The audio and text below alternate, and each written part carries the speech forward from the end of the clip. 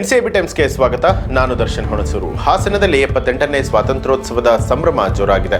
ಜಿಲ್ಲಾ ಕ್ರೀಡಾಂಗಣದಲ್ಲಿ ಉಸ್ತುವಾರಿ ಸಚಿವರಾದಂಥ KN ರಾಜಣ್ಣ ಅವರಿಂದ ಧ್ವಜಾರೋಹಣ ನೆರವೇರಿಸಿತು. ಈ ಕಾರ್ಯಕ್ರಮದಲ್ಲಿ ವಿವಿಧ ಶಾಲೆಯ ಸಾವಿರಾರು ವಿದ್ಯಾರ್ಥಿಗಳು ಹಾಗೂ ಶಿಕ್ಷಕರು ಭಾಗಿಯಾಗಿದ್ದರು.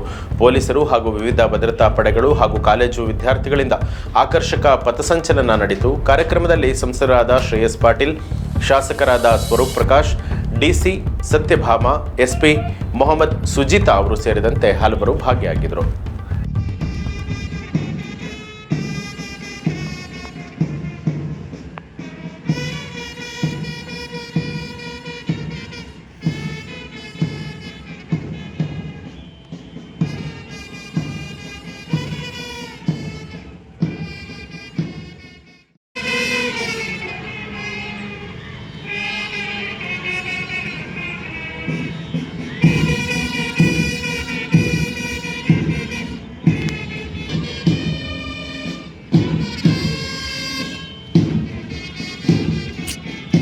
ನೆಟ್ಟಣ